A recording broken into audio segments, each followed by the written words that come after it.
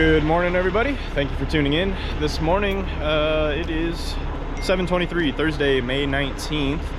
We are here gonna go ahead and start the morning. I got a 12K reach fork that we already have scheduled. A customer of ours called us yesterday to schedule, so that's what is on the agenda first thing this morning. What else is going on? We got Darl, who is en route in truck 21, the Cozad truck that you guys see pull the Cozad trailer. He's en route to Escondido to pick up one of 5 trailers that we are going to be using to move staging. So that's another one of our projects that we are on right now. A little bit more to come on that. It'd just be easier to explain it once I'm in that situation. So later this week, we'll be in Pasadena doing some staging stuff. So I'll be able to explain that on camera and it'll just be a lot easier. So stay tuned for that. Tommy just took off with a water truck on the Lando that we preloaded last night. That had a clutch issue, so Tommy is en route to San Bernardino to take that unit to the dealer so the clutch can get worked on, and then on the return trip he's picking up a good unit and bringing it back to the customer. He's also taking a skid steer that was a last minute thing that just came in right before he left, going to Palm Springs, which is actually on the way to San Bernardino. So it just worked out, keep the trucks loaded in both directions kind of thing. So we loaded him up and that's the plan on that one. I just had a customer of mine text me asking if we can take there's Wallace asking. There is a mini X back there. I don't know if you guys can see it. There's it's like a 304.5 or I think, yeah, 304.5, something like that. Just texted me asking if we could take that to Yucaipa. So while I got you on camera, I'm gonna use our radios and just radio to base, have them put a call in. Quebec to base. Yeah, go ahead. Hey, this mini excavator that we have in the yard, can we go ahead and make a call for this mini excavator? It's gonna be going to an address in Yucaipa. Told them we could probably get to it tomorrow. What's up for? Now the phone's ringing.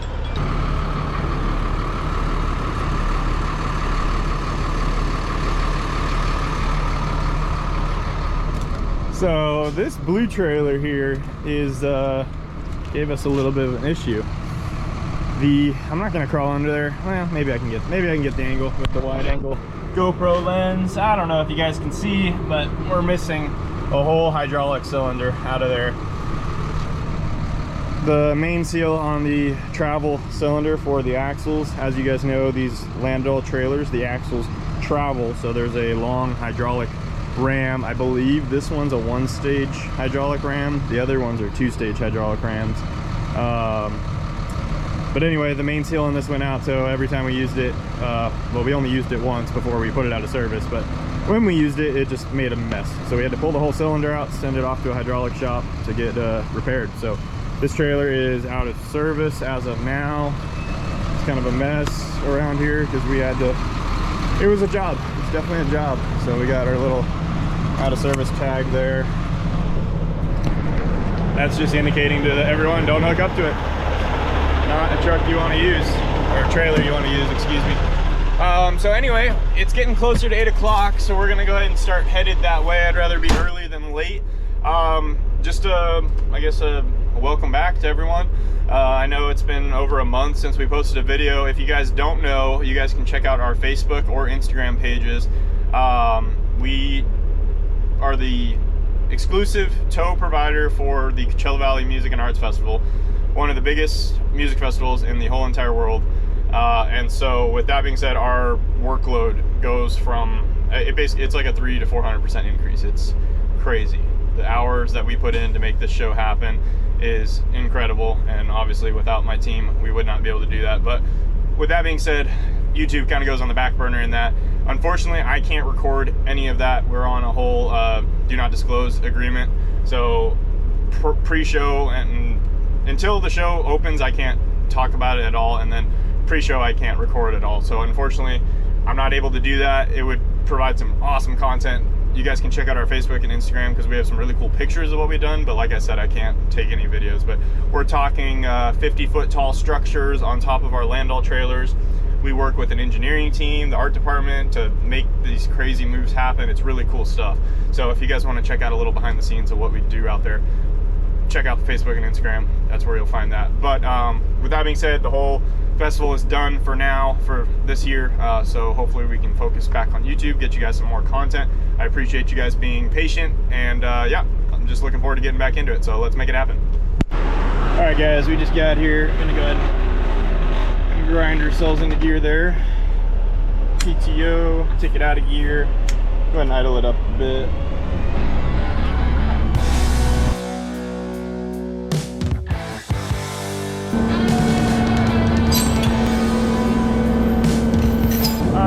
So now that we got our chains out, I'm just gonna use my remote here. Go ahead and tilt up first. We'll get the bed level with the top deck, and then we'll start going axles ahead.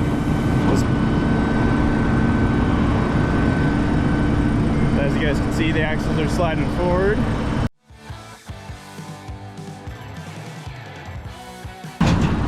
Alright, let's go ahead and check out our machine really quick. Looks like we got a Gradall 534 D9. They said it was a 12K. That means 9K, I believe. Anyway, kind of looks small for a 12K. Usually the 12Ks have the outriggers on the front. We have this exact same Gradall, so I'm pretty sure it's a 9K. Anyway, yeah, looks pretty straightforward. Gradalls are pretty simple and straightforward. So what I'm gonna do, I'm gonna set the camera down kind of over there so you guys can see me load it. I'm gonna have to spin this thing around though when it's safe to do so. Reason I had them bring it out here is because that's called the Madison Club. It's a very exclusive private club. Plot of land, just the dirt, costs like millions of dollars, and then you build like a couple $1 million home on top of it. So it's pretty intense. We go in there a lot, but this machine was on a cul-de-sac, which we have experience with, and it's one thing to get the day cabs in there and back all the way down to the end of the cul-de-sac with this sleeper truck. It's just tough. So I just requested that they bring it out to here. That way we can expedite the process. So anyway, let me go and load this thing, and we'll get moving here.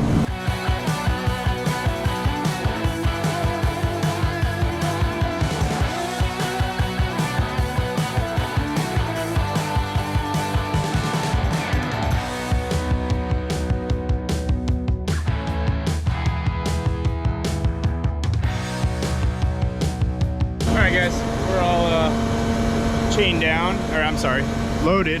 So now we'll go ahead and chain this sucker down. So I got myself a phone's ringing. All right, so that was the customer just informing me that we're gonna have kind of the same situation at the drop-off location with a tight working room. So he's just gonna send his guys out to come get the machine from me out on the street, which is very nice and appreciate it.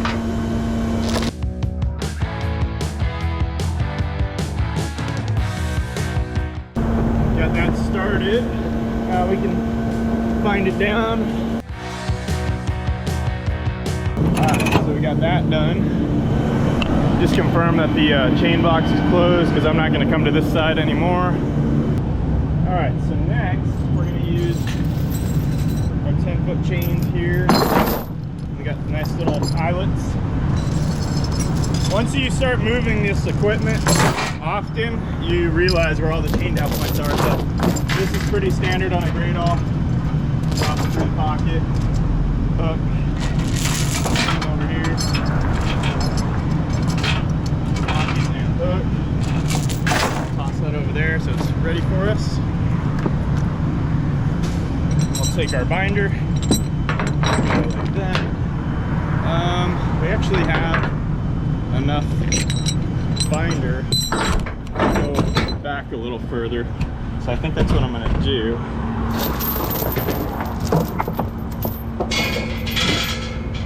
Yeah. That way we're capturing the fork pocket as well.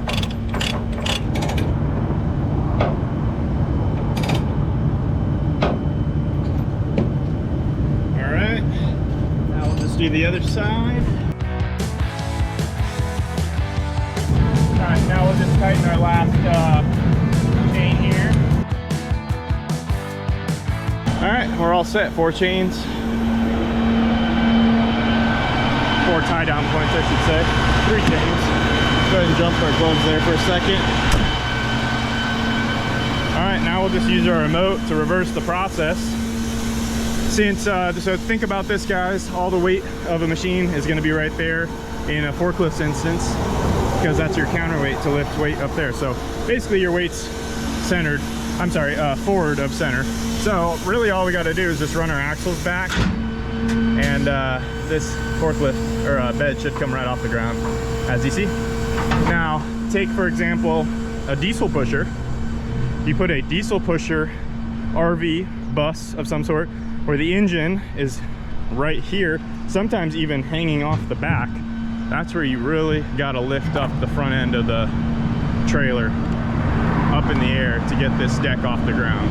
So you guys can go back and check out some of my RV and bus videos where you guys can see the difference in load angle that you have to get in order to get this deck to level. Axles are all the way back, so we're gonna go ahead and go down on the remote. As you can see, we're lowering the deck.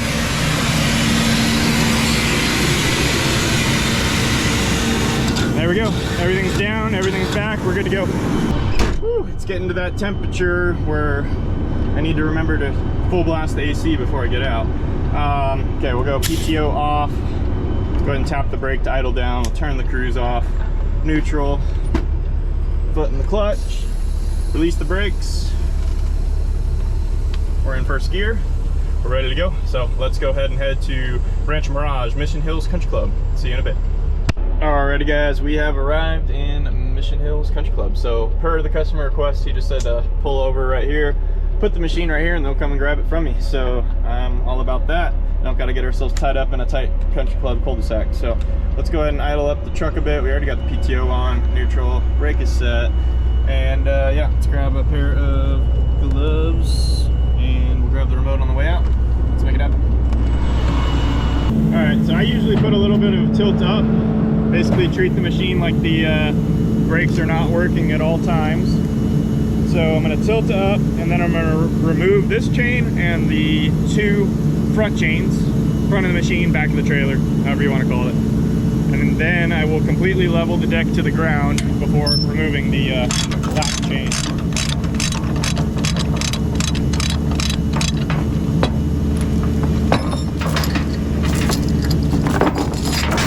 Flop this over there.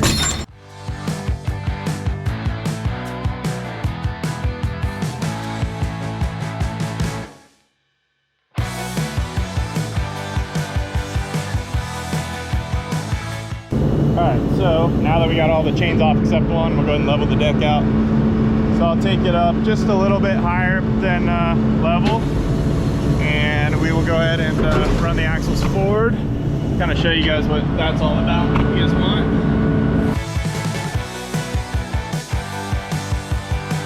Alright, rear deck is on the ground. We'll start dumping the bed just to level. There we go, we're level there, we're good to go. Go ahead and remove this last binder. As I'm removing this last binder, I'm watching the machine very closely to make sure it's not going to roll away from me, because if it starts rolling away and we run out of threads, it's gone. So we need to make sure that we determine that's an issue before we run out of threads. This one has an electronic and hydrostatic parking brake, however you want to call it, so I'm not too worried about that. It's the one with like physical hand brakes that you kind of have to be cautious of. Alrighty, so that's all the chains. I'm gonna go ahead and toss my gloves over there, then hop up in the machine here.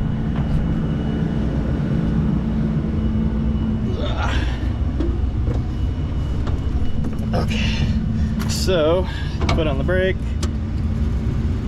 go ahead and start it, make sure we're in neutral. Yeah, we are. Alright, come up a bit, we'll go ahead and release the parking brake, put it in forward, and we're just gonna try to maintain this sight picture here. We only have rear steering on this unit. This one does not have 4-way steering, so these ones can get a little sideways on you if you're not careful. So as you can see, I'm kind of off the bed a little bit. I know within reason though, because I needed to get that front end over. So now that we're over, we're good. we're pretty much off.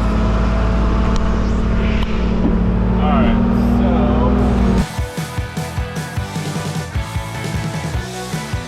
I'm just gonna park it under this tree because they're gonna come and get it. Alrighty. So now we'll just go ahead and level the deck. We'll go ahead and run the axles backwards.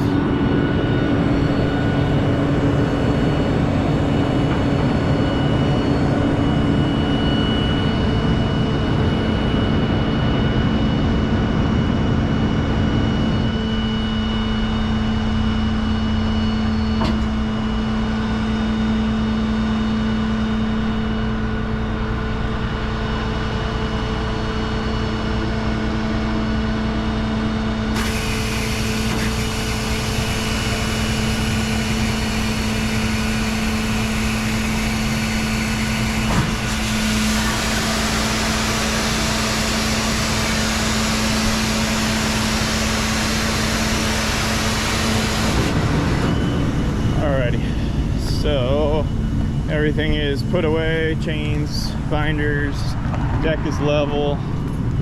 So we'll go ahead and just grab our gloves and we'll just call the customer, let them know his machine is there. They can send their guys to come get it.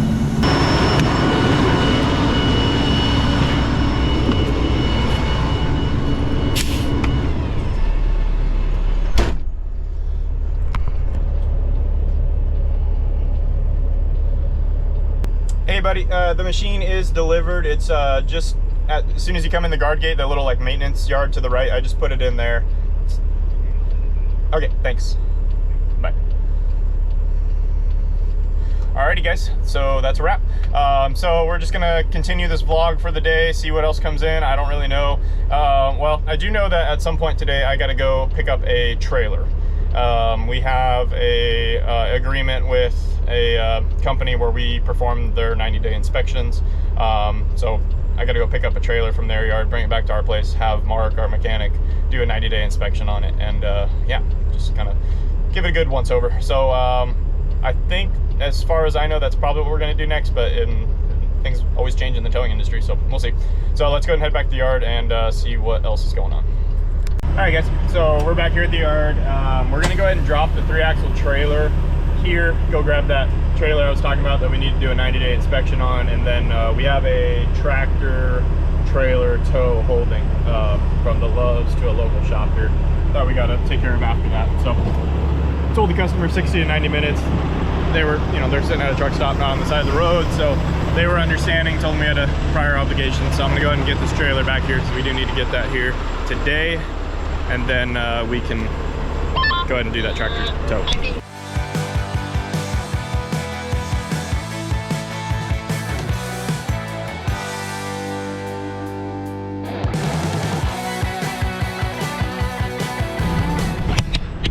All right, so now I'm gonna go show dispatch how to look and see if drivers have done their pre-trip this morning.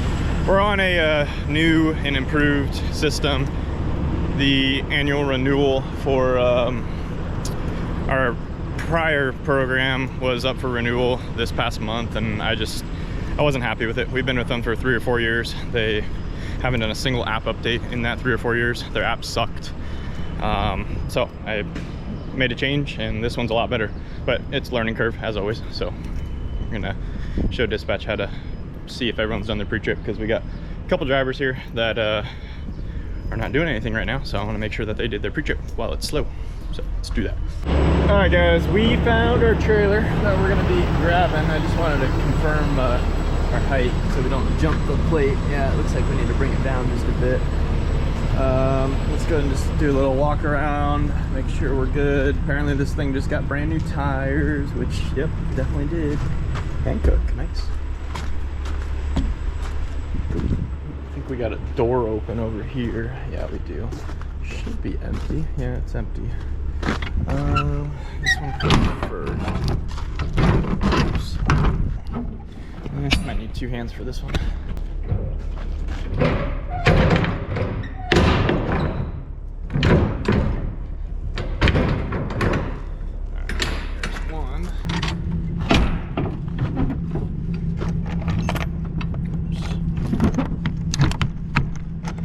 All right, doors are closed. Let's check the tires on this side.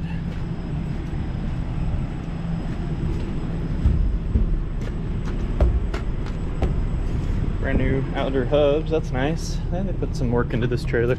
These trailers we use, so we're on site out here at the Coachella Valley Music and Arts Festival, on site at the Empire Polo Fields.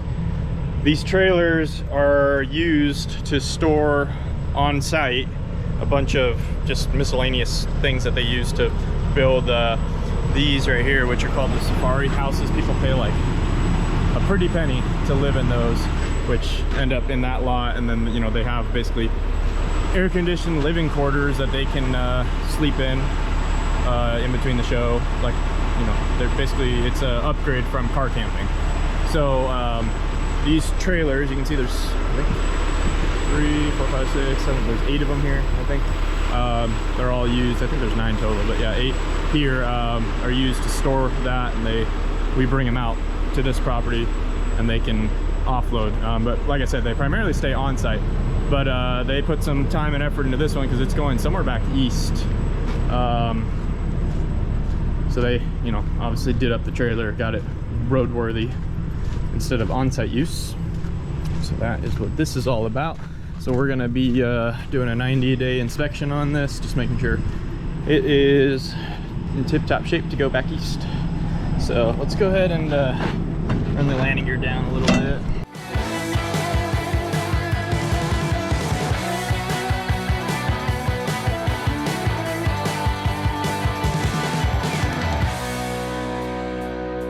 So I would probably right off the bat suggest they get a new handle. This thing isn't, I don't think it's the right size for this, and it keeps like you can't lock out there. Just get it high gear, maybe some WD-40.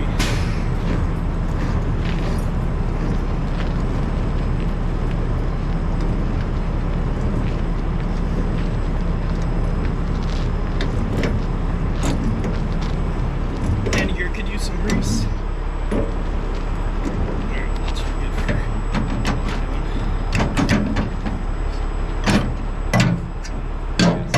It's the right size regardless, but it'll do the trick.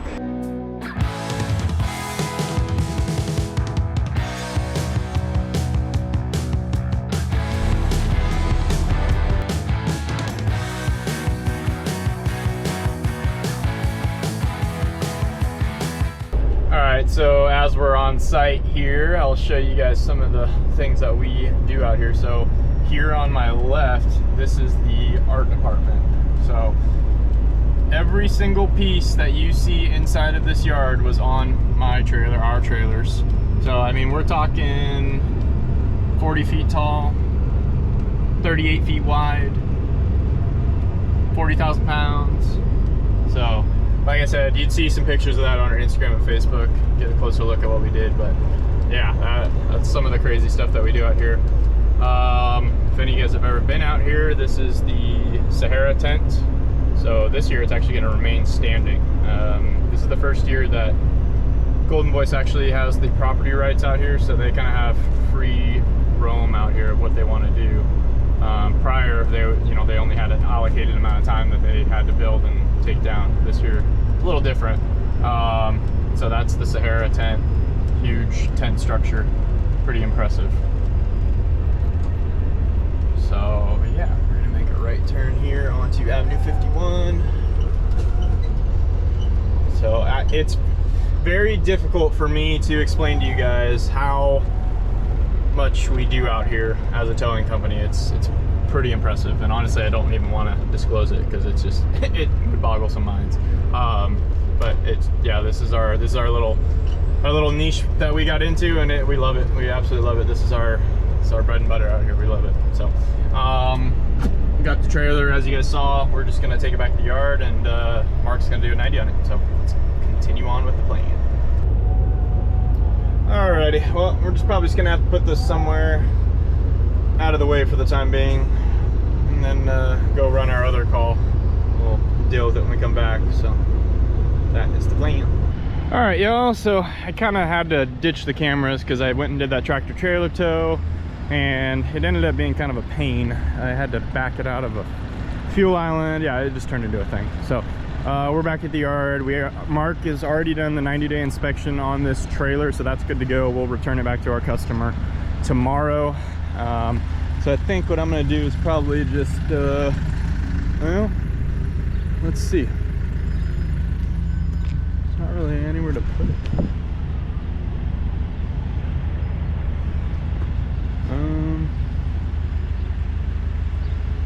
Yeah, okay. Figure something out.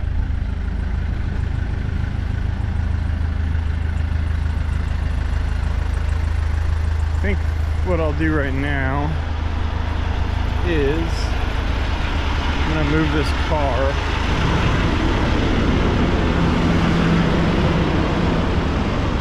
Towed in on a police call, so I need to put that in a spot.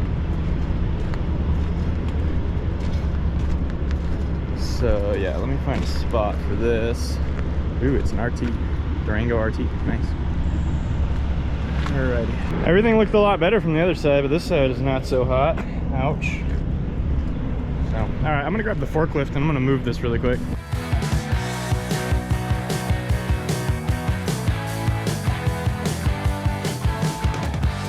That was funny. The customer just came out of the office as I was moving this into the spot, came to get some belongings. According to him, he was making a U-turn and he kind of like swung out wide to make the U-turn, and the car behind him misunderstood what he was doing and kind of cut inside of him and kind of T-boned that back corner as he was making the U-turn. So let's go ahead and try this again.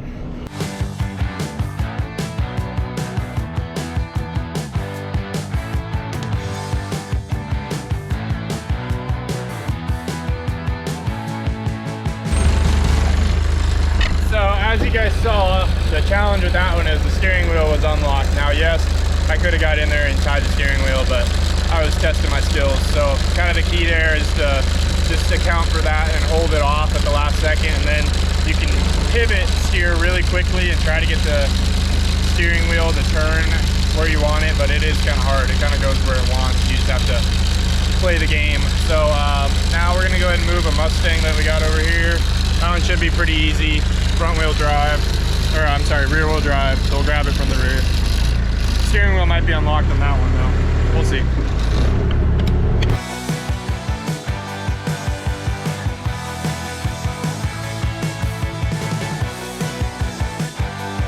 I think the steering wheel is locked. No, it's unlocked. Okay,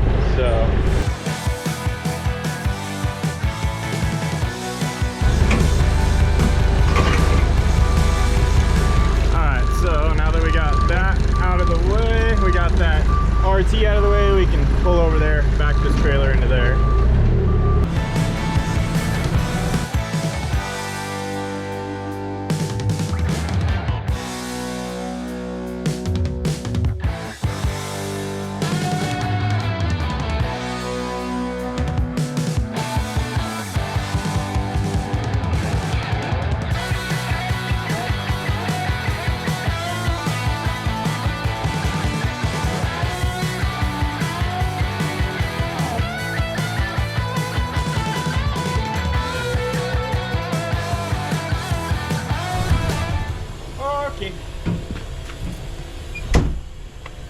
So we'll go ahead and return this to the customer tomorrow. Gonna leave it here for the day. Let's see where Tommy's at. So right here, I can look at all my trucks. I've got 24 assets being tracked. Let's see, truck 19 is Tommy, and he is getting close. Cool. Okay. So this machine right here is going to Ukaipa tomorrow. You know, honestly, this thing's pretty easy to load, so I think I'm just gonna let him, well, obviously help him, but like I'll let him load it tomorrow, because we got this truck tied up, we got that truck tied up, we have a trailer down, so it's best to keep that truck available for tonight in case we get a bus or something like that that we need to take care of. that, you know, it's not like a big piece of equipment. It's pretty easy. So Mark just wrapped up a oil change, coolant filter change, fuel filter replacement, and while we were checking it out, we noticed that it had a coolant leak from the reservoir. Luckily we had one on hand, so we were able to get that changed out. So got all 4 of those done. Been a pretty productive day in terms of maintenance. This is our new system that we are using. So here, let's go to service reminders. It's called Indio. It's really good. So far so good, enjoying it. Service reminders, these are preset reminders that I have put in, and then mileage is as mileage is adjusted. And this program links with our tracking system as well, so mileage is constantly updating because our tracking system is plugged into our OBD ports. So all of our assets are constantly updating to the most current mileage. So as you can see, and keep in mind all these numbers are off because this is our, basically we're telling the system where to start. So like, for example, 151,000 miles overdue, the truck only has like basically that many miles. So we know where to start, and this is our starting point with this program. And then from here, it's gonna tell us, for example, in 50,000 miles from today, do the coolant filter, that kind of thing. So it also tells us what to do soon. So based off of this, we can see that the truck 25, which is that truck you guys just saw, is 55 miles out from needing an oil and filter replacement. So that's why we went ahead and did it now. The truck was not being used at the time. Rather get it done now than when the truck's, you know, busy tomorrow. So 55 miles isn't that big of a difference. Now we probably wouldn't do it if it was like 2,000 miles remaining, but 55, that's right on the money. So yeah, this is our program. So Mark's gonna come in here and he'll mark all of these into a work order, and then he'll we also have an inventory. This is a feature about this that I really enjoy.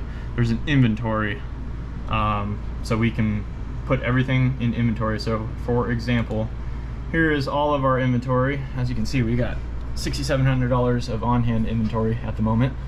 Tires, batteries, brake pads, but you can see, you know, this is what we have in stock kind of thing. So he'll come in and add since the system's new, the filters, none of that has been inputted yet. So he's gonna have to come in here and input all that and get the system started. But the hope is, and so far it's panning out, that